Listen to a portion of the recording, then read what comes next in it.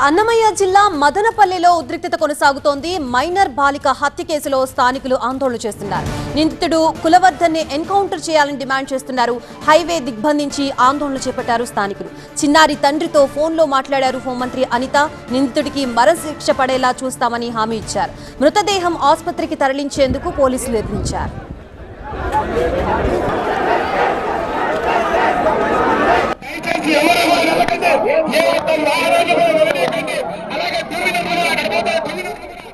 అన్నమయ్య జిల్లా మదనపల్లి ఘటనపై స్థానికులు నిరసన కొనసాగిస్తున్నారు. 7 ఏళ్ల బాలిక అనుమానాస్పద స్థితిలో మృతి చెందడం, నిందితుడు ఆమె మృతదేహాన్ని డ్రమ్లో దాయడం స్థానికంగా తీవ్ర కలకలం రేపుతోంది.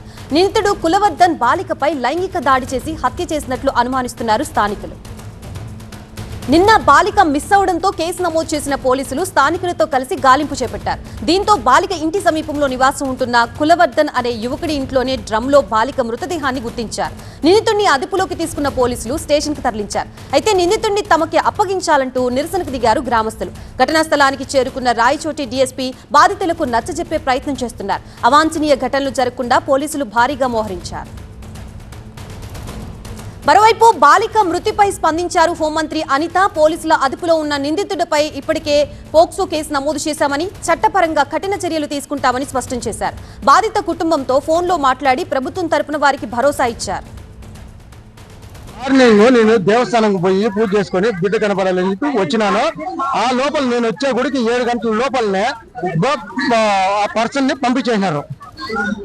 బాడీ చూస్తే నువ్వు ఏం చేస్తావు చేసుకోపో అని చెప్పి సార్ వాళ్ళతో కూడా చెప్పేసిపోయినారంట. మా ఇంటి వెనకాల అతను ఉండేది. మాకైతే మేము 35 ఏళ్ళ నుంచి ఇంతవరకు ఉన్నాం మేడం. 35 ఏళ్ళు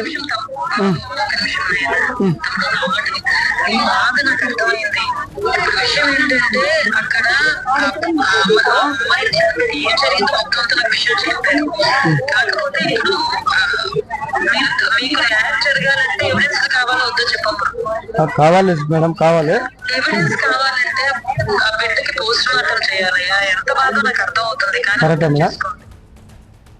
ఇదే అంశానికి సంబంధించి మనకి పూర్తి అప్డేట్స్ ఇవ్వడానికి మా ప్రతినిధి రాజు సిద్ధంగా ఉన్నారు. రాజు, బాలిక హత్య అసలు ఏ విధంగా జరిగింది, పోలీసులు ఏం చెప్తున్నారు, ఏమైనా క్లూస్ దొరికాయా?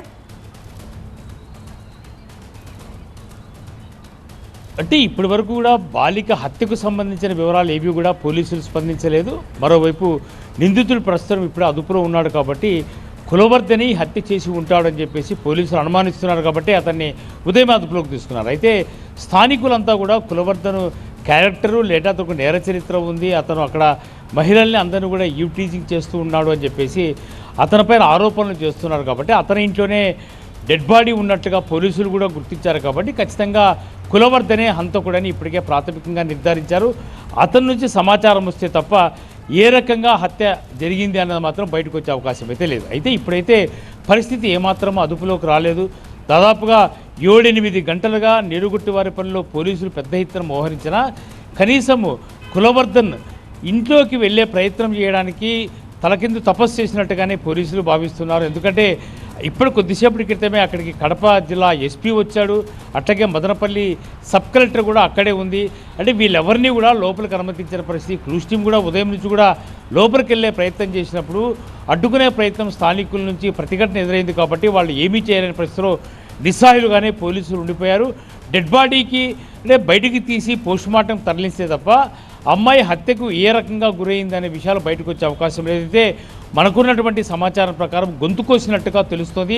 మరి ఆ అమ్మాయిని ఎందుకు అంటే మైనర్ బాలికను ఈ యువకుడు కులవర్ధన్ ఎందుకు గొంతు కోసి హతమార్చాడు అన్నదే ఇప్పుడు తేలాల్సి ఉంది. అయితే ఈ 2 కుటుంబాలు ఒకే సామాజిక వర్గానికి సంబంధించింది. మొత్తంగా ఒకే నీరుగుట్టివారిపాలెంలో పక్కపక్క వీధిలో ఉన్నటువంటి వాళ్ళు అందరూ కూడా నేత కార్మికులే. వీరందరూ మగ్గం నేసే వాళ్ళైతే కుటుంబాల మధ్య ఏదైనా తగాదా ఉందా, లేదు ఈ అమ్మాయి మైనర్ బాలికను హత్య చేసేంత కక్ష కులవర్ధనకు ఎందుకుంది అనేది వివరాలు బయటికి రావాల్సి అంటే ఖచ్చితంగా పోలీసులు చెప్పాల్సిన అవసరం అయితే ఉంది. అయితే ఇప్పటి వరకు కూడా క్లూస్ టీంతో సహా పోలీసులందరూ కూడా ఆధారాలు సేకరించే పనిలో ఉన్న పోలీసులకు కానీ లేదంటే అధికారులకి ఏ రకంగా కూడా స్థానికులు సహకరించే పరిస్థితి లేనట్టుగా స్పష్టమవుతుంది. ప్రభుత్వము పూర్తిగా హామీ ఇచ్చింది, ఖచ్చితంగా నిందితుడికి తగిన శిక్ష విధిస్తాము, ఏదో బాధిత కుటుంబానికి న్యాయం చేస్తామంటూ సాక్షాత్తు హోంమంత్రి మాట్లాడాడు. అట్లాగే ఎస్పీ స్వయానా రంగంలోకి దిగి పరిస్థితిని అదుపులోకి తీసుకో ప్రయత్నం చేసినా కూడా ఎక్కడా కూడా అదుపులోకి రాని పరిస్థితుల్లో ఖచ్చితంగా ఇప్పటి వరకు కూడా ఆ మైనర్ బాలిక ఏ రకంగా హత్యకు గురైంది, ఈ రెండు కుటుంబాల మధ్య ఏ రకమైన తగాదా ఉంది, అసలు ఈ పూర్తి వివరాలు రావాలంటే ఖచ్చితంగా పోస్ట్ మార్టం చేయాల్సిన అవసరం ఉంది. ప్రస్తుతం లోపలికి వెళ్ళాలంటేనే అదుపులోకి రాని పరిస్థితుల్లో ఇప్పటివరకు కూడా మరోవైపు హైవేలో కూడా ఆందోళన కొనసాగుతుంది. అక్కడ 5-6 గంటలుగా హైవేను దిగ్బంధం పెడుతూ రాకపోకలకు కూడా అంతరాయం కలుగుతున్న పరిస్థితి కనిపిస్తుంది. పూర్తిగా శాంతి భద్రతలు అదుపు తప్పకుండా పోలీసులు ప్రయత్నం చేస్తున్నా ఇప్పటి వరకు అయితే పోలీసులకు కానీ అధికారులకు కానీ పరిస్థితి అదుపులోకి రాని పరిస్థితుల్లో ఖచ్చితంగా మైనర్ బాలిక ఏ రకంగా హత్యకు గురైంది, ఎందుకు హత్యకు గురైంది అన్న విషయం మాత్రం ఇప్పటి వరకు స్పష్టం కాని పరిస్థితి. Right, thank you Raju.